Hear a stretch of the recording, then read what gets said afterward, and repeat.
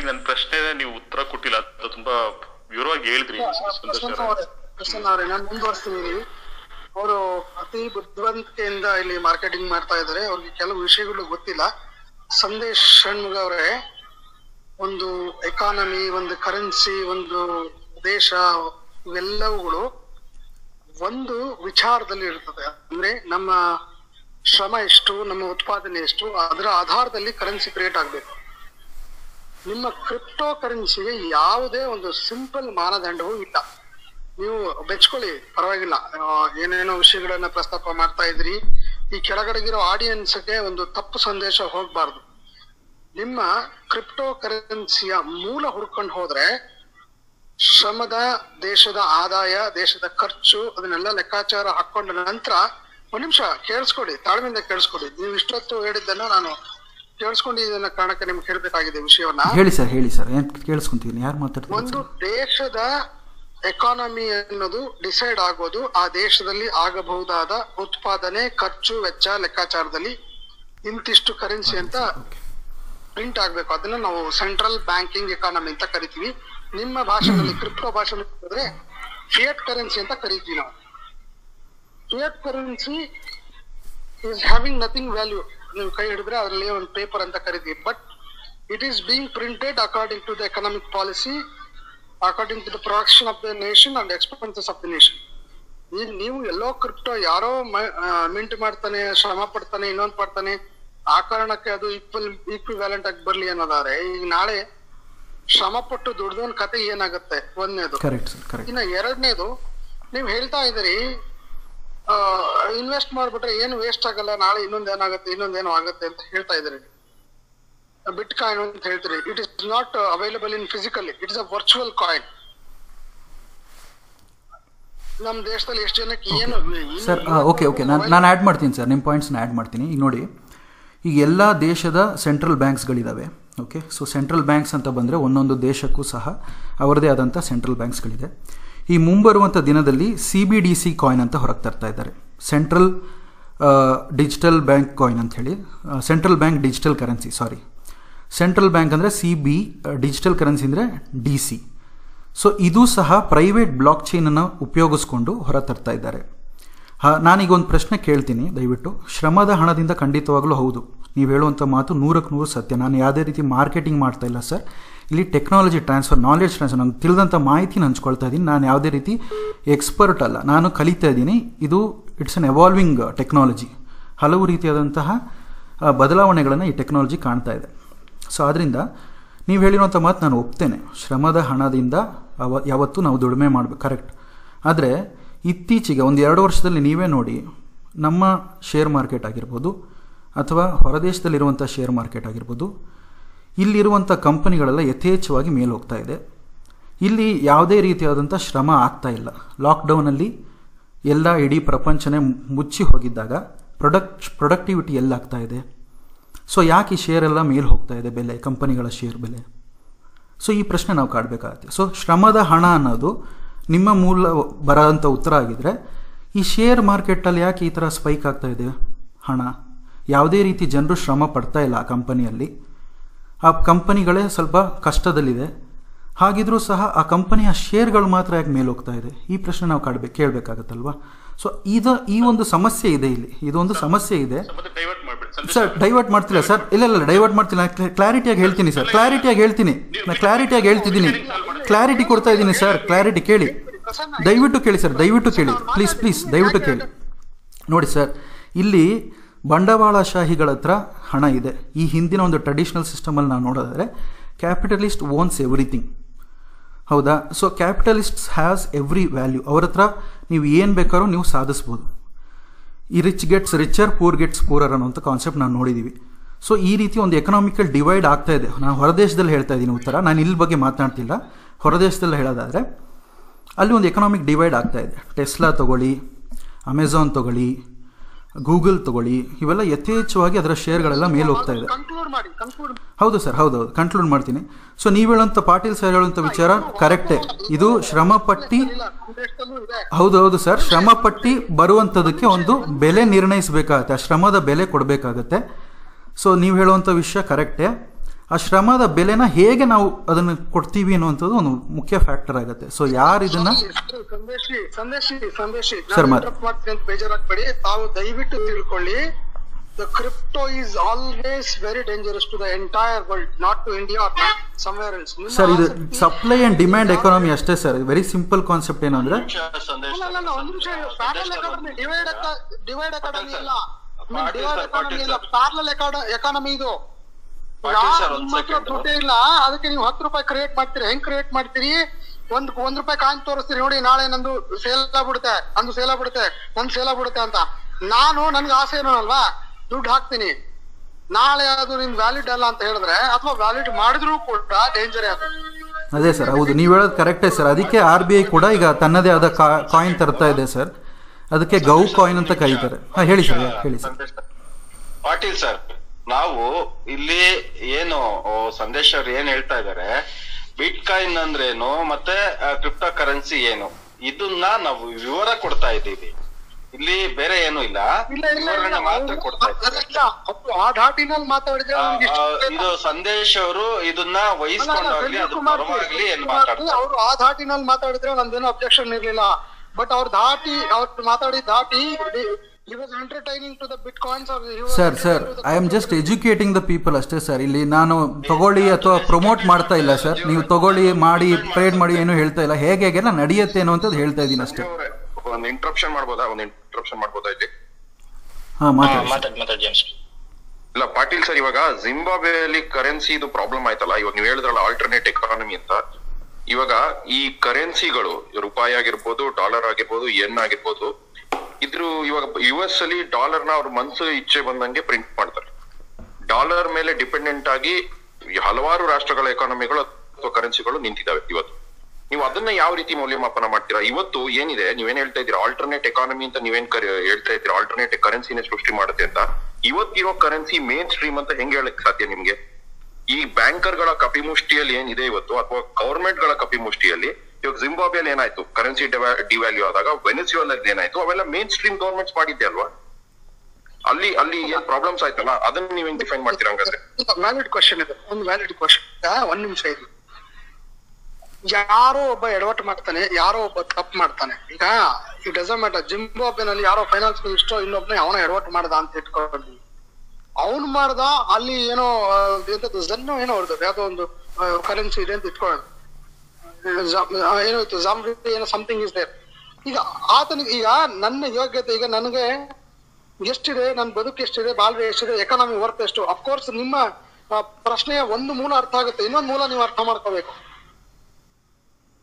ಈ ಅಲ್ಲಿ ರಿವ್ಯೂನ್ ಆಯ್ತಾರ, economy ರಿವ್ಯೂನ್ ಆಯ್ತಾರ, note complete ಆಗಿ ಅವ್ರೇನೋ ಶೀಲ್ದಲ್ಲಿ ತುಂಬಿಕೊಂಡು ಹೋಗಿ ಕೊನೆಗೆ ಅಮೆರಿಕನ್ ಡಾಲರ್ ಖರೀದಿ ಮಾಡೋ ಪರಿಸ್ಥಿತಿ ಬಂತಲ್ಲ, ಆ ಪರಿಸ್ಥಿತಿ ಇಂಡಿಯಾದಲ್ಲಿ ಬಂದ್ರೆ ಏನಾಗುತ್ತೆ ಸ್ವಲ್ಪ ಯೋಚನೆ ಮಾಡಿ.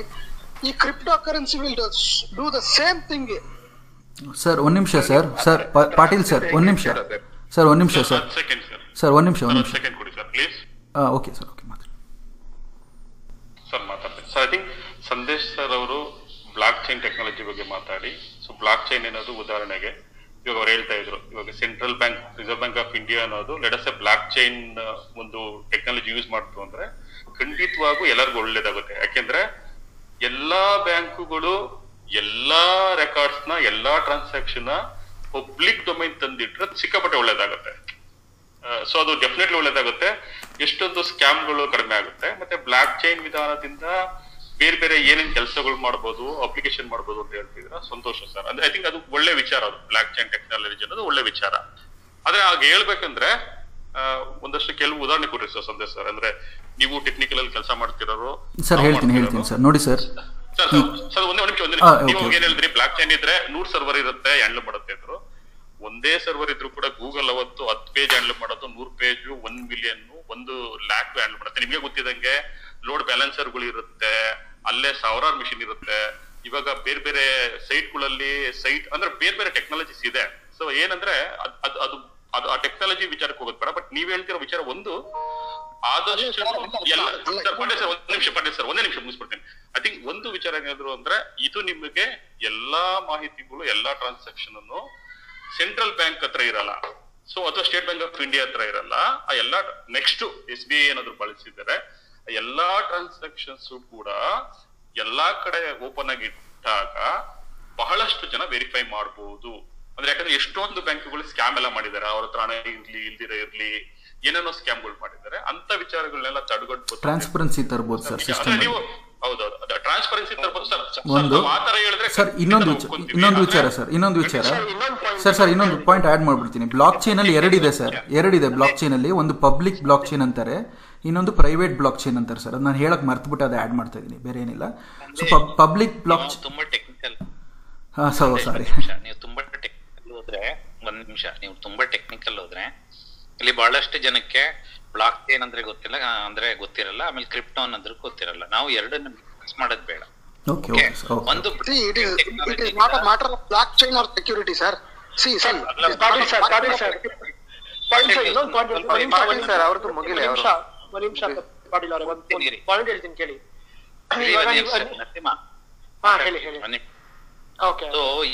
ನಾವು ದಯವಿಟ್ಟು ಕೇಳುಗರಲ್ಲಿ ವಿನಂತಿ, ಬ್ಲಾಕ್ ಚೈನ್ ಟೆಕ್ನಾಲಜಿ ಅದು ಒಂದು ಭಾಗ ಆದ್ರೆ ಅದರಲ್ಲಿ ಎರಡು ವಿಧಾನ, ಇವರು ಪ್ರೈವೇಟ್ ಪಬ್ಲಿಕ್ ಅದೆಲ್ಲ ಆಮೇಲೆ ಬರೋಣ.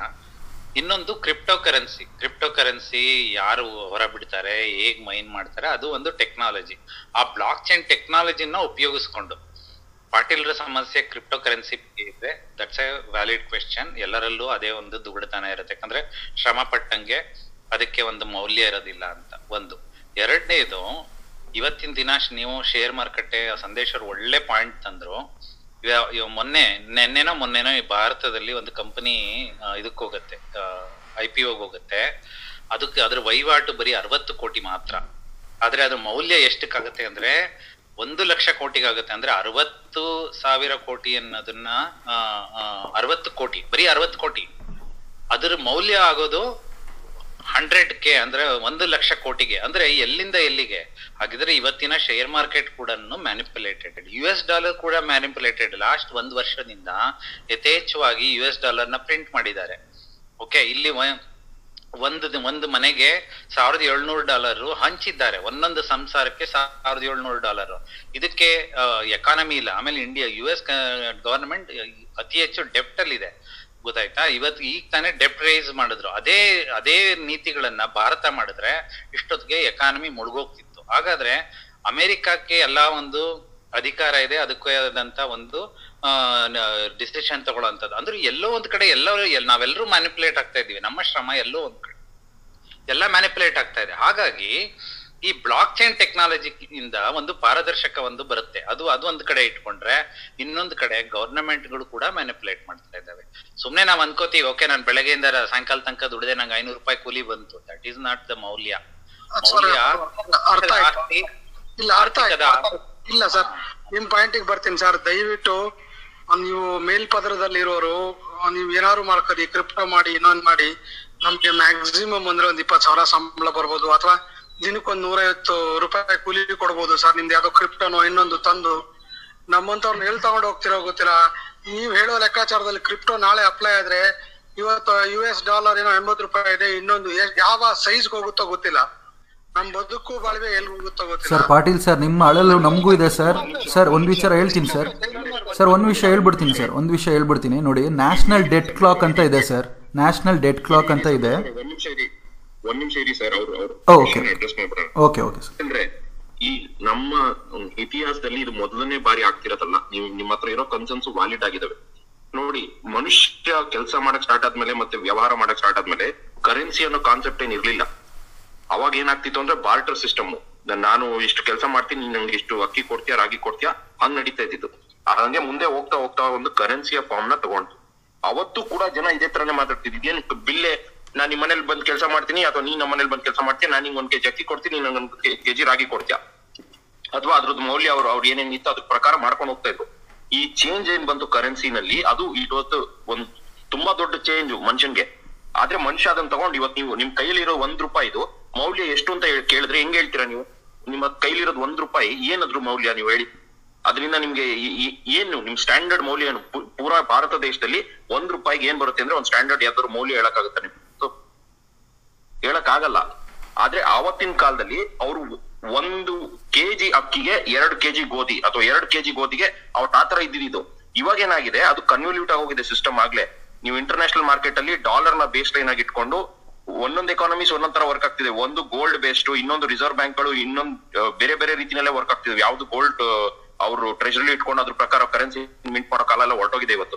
ಸೊ ಇವತ್ತೇನು ನೀವು ಚೇಂಜ್ ನ ನೋಡ್ತಾ ಇದ್ದೀರಾ, ನಿಮ್ಗೆ ಮೇಲ್ನೋಟಕ್ಕೆ ಹಂಗ ಅನ್ಸ್ತಾ ಇದೆ ಇದು ಭಾರಿ ದೊಡ್ಡ ಚೇಂಜ್ ಅಂತ. ಆದ್ರೆ ನಮ್ಮ ಇತಿಹಾಸ, ಮನುಷ್ಯನ ಇತಿಹಾಸ ನೋಡ್ಕೊಂಬಂದ್ರೆ ಎಷ್ಟೋ ಸಲ ನಡೆದೋಗಿದೆ. ಇನ್ನೊಂದು ಇದು ನಡೀತೆ, ಇಲ್ಲಿಗೆ ನಿಲ್ಲೋದಿಲ್ಲ, ಮುಂದಕ್ಕೂ ಈ ತರ ಚೇಂಜ್ಗಳು ತುಂಬಾನೇ ಬರ್ತವೆ.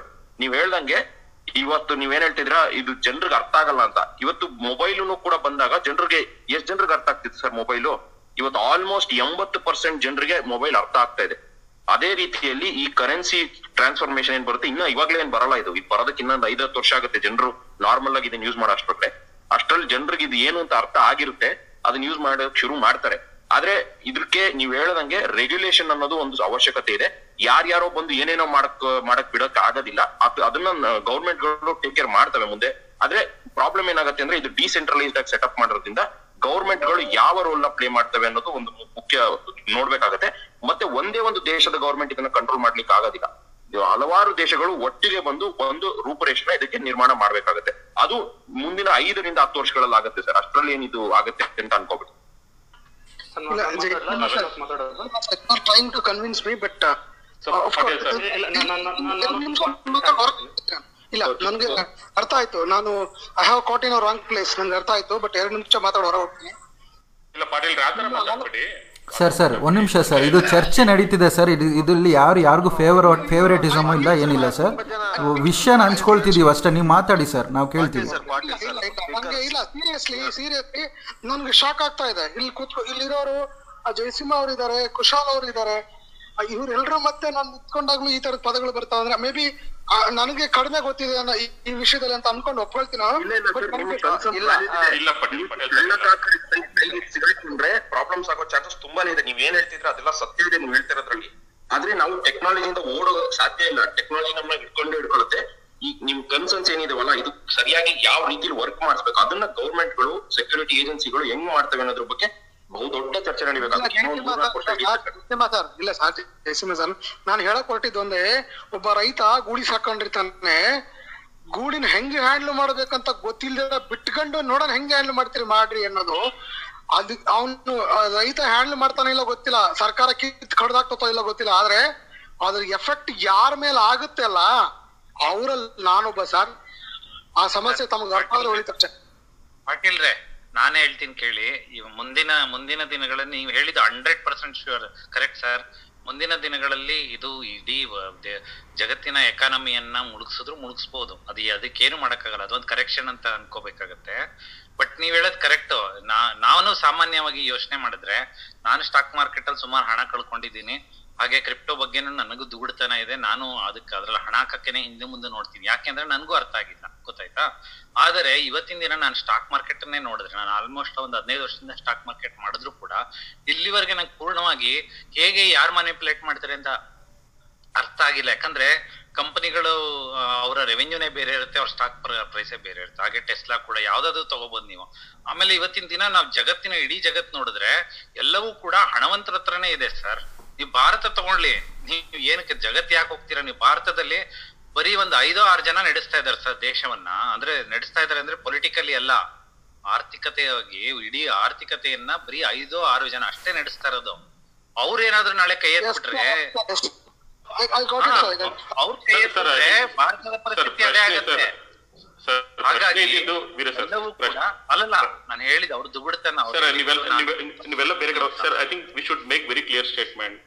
ಕ್ರಿಪ್ಟೋ ಬಂದು ಫಂಡಮೆಂಟಲ್ ನ ಏನು ಬದಲಾವಣೆ ಮಾಡಲ್ಲ. ಇವಾಗ ಡಾಲರ್ ಅಲ್ಲಿ ಏನ್ ಸಮಸ್ಯೆ ಇದೆ, ಕ್ರಿಪ್ಟೋಲ್ ಅದೇ ಸಮಸ್ಯೆ ಬರುತ್ತೆ. ಅಸಮಾನತೆ ಜಾಸ್ತಿ ಆಗುತ್ತೆ, ಶ್ರೀಮಂತರ ಪರನೇ ಹೋಗುತ್ತೆ. ಅದಿದ್ದು ನೆಕ್ಸ್ಟ್ ಟೆಕ್ನಾಲಜಿ ಬಗ್ಗೆ ಮಾತಾಡ್ಬೇಕು. I think we should very clear and tell to the people. ಯಾಕಂದ್ರೆ ಈ ಕ್ರಿಪ್ಟೋ ಕರೆನ್ಸಿ ಈ ಫ್ರೇಮ್ ವರ್ಕ್ ಅಲ್ಲಿ ಅದನ್ನ ಬದಲಾವಣೆ ಮಾಡೋದು ಯಾವುದೂ ಇಲ್ಲ. ಯಾಕಂದ್ರೆ ಇದು ನಿಂತಿರೋದು ಮತ್ತೆ ಡಾಲರ್ ಮೇಲೆ ನಿಂತಿದೆ, ಇದು ನಿಂತಿರೋದು ಮತ್ತೆ ಇದ್ರಗಳ ಮೇಲೆ ನಿಂತಿದೆ. ಸೊ ಇನ್ಸ್ಟೆಡ್ ಆಫ್ ನೀವು ಅದನ್ನ ಒಂದು ನೋಟ್ ಅನ್ನೋ ಬದಲು ಒಂದು ಕರೆನ್ಸಿ ಅಂತೀರಾ, ಒಂದು ಡಾಲರ್ ಅನ್ನೋದ್ ಬದಲು ಒಂದು ಬಿಟ್ ಕರೆನ್ಸಿ ಅಂತೀರಾ. ಅಂಡರ್ನೀತ್ ಅಲ್ಲಿ ಆ ಫ್ರೇಮ್ ವರ್ಕ್ ಅಲ್ಲಿ ಎಲ್ಲೂ ಕೂಡ ನೋಡಪ್ಪ, ಒಬ್ಬೊಬ್ಬರ ಹತ್ರ 2 ಬಿಟ್ಕಾಯಿನ್ ಇರ್ಬೇಕು, 2 ಬಿಟ್ಕಾಯಿನ್ ಇರ್ಬೇಕಂದ್ರೆ ಹಿಂಗಿರ್ಬೇಕು, ಪರಸ್ಪರ ಹಂಚ್ಕೊಬೇಕು, ಆತರ ಎಲ್ಲೂ ಫ್ರೇಮ್ ವರ್ಕ್ ಅಲ್ಲಿ ಇಲ್ಲ. ಫ್ರೇಮ್ ವರ್ಕ್ ಅಲ್ಲಿ ಯಾವ್ದು ಇಲ್ಲ. ಒಂದು ಸರಿ ಟ್ರೇಡಿಂಗ್ ಅಲ್ಲಿ ಹಾಕಿದ ತಕ್ಷಣ ಈ ಎಂಟೈರ್ ಫ್ರೇಮ್ ವರ್ಕ್ ಆಯ್ತು, ಮುಗೀತು. ಇರ್ಲಿ, ವಾಪಸ್ ಐ ಥಿಂಕ್ ಅದನ್ನ ನಾವು ಸ್ಪಷ್ಟವಾಗಿ ಹೇಳ್ಬೇಕಾಗಿದೆ ಪಾಟೀಲ್ ಸರ್. ಅದು ನಿಮ್ ಕನ್ಸರ್ನ್, ಅದು ಐ ಥಿಂಕ್ ಎಲ್ಲರಿಗೂ ಹೇಳ್ಬೇಕಾಗಿದೆ. ಅದು ನಿಜವಾಗ್ಲೂ ಅದು ಒಪ್ಕೊಬೇಕಾಗಿರೋ ವಿಚಾರ ಅಂತ ನನ್ಗನ್ಸುತ್ತೆ. ಹೇಳಿ ಸರ್. ಸರ್ ಒಂದು ಪಾಯಿಂಟ್ ಆ್ಯಡ್ ಮಾಡ್ತೀನಿ ಸರ್. ಈಗ ಅಮೇರಿಕಾದಲ್ಲಿ ಸರ್ SEC ಅಂತ ಇದೆ ಸರ್. ನಮ್ಮದ್ರಲ್ಲಿ ಹೇಗೆ ಸ್ಟಾಕ್ ಮಾರ್ಕೆಟಿಗೆ ಸೆಬಿ ಅಂತ ಹೇಳ್ತೀವೋ, ಅಮೇರಿಕಾದಲ್ಲಿ SEC ಅಂತ ಇದೆ ಸರ್. ಅದು ಸಹ ಏನಂತಂದರೆ ಈ ರೀತಿ ರೆಗ್ಯುಲೇಷನ್ ತರಕ್ಕೆ ಮುಂದಾಗ್ತಾ ಇದ್ದಾರೆ ಅಮೇರಿಕ ದೇಶದಲ್ಲಿ. ಬಿಟ್ಕಾಯಿನ್ ಆಗಿರ್ಬೋದು, ಇತರೆ ಕ್ರಿಪ್ಟೋ ಕರೆನ್ಸಿಗಳಿಗೆ ರೆಗ್ಯುಲೇಷನ್ ತರಕ್ಕೆ ಮುಂದಾಗ್ತಾ ಇದ್ದಾರೆ. ಸೊ ನಾವು ಕಾದು ನೋಡಬೇಕಾಗತ್ತೆ ಸರ್. ಸಡನ್ನಾಗಿ ನಮಗೆ ಗೊತ್ತಾಗಲ್ಲಲ್ವ, ಇದು ಇನ್ನೂ ನಾವು ನೋಡಬೇಕು. ಹೊಸದಾಗಿ ಬಂದಿದೆ ಒಂದು ತಂತ್ರಜ್ಞಾನ ಅಂದಾಗ ನಮ್ಮ ದೇಶದಲ್ಲಿ ಇದನ್ನು ಹೇಗೆ ಅವರು ಅಮೆರಿಕನ್ ಮಾಡೆಲ್ನ ಫಾಲೋ ಮಾಡ್ತಾರಾ ಅಥವಾ ಬೇರೆ ರೀತಿ ಬದಲಾವಣೆಗಳನ್ನು ತರ್ತಾರಾ, ಹೇಗೆ ಇದನ್ನು ರೆಗ್ಯುಲೇಟ್ ಮಾಡ್ತಾರೆ ಅನ್ನೋದು ನಾವು ಕಾದೇ ನೋಡ್ಬೇಕಾ ಸರ್. ಈಗ ಇದಕ್ಕೊಂದು ರೀತಿ ಸೊಲ್ಯೂಷನ್ ಅಂತೂ ಇಲ್ಲ ಸದ್ಯಕ್ಕೆ.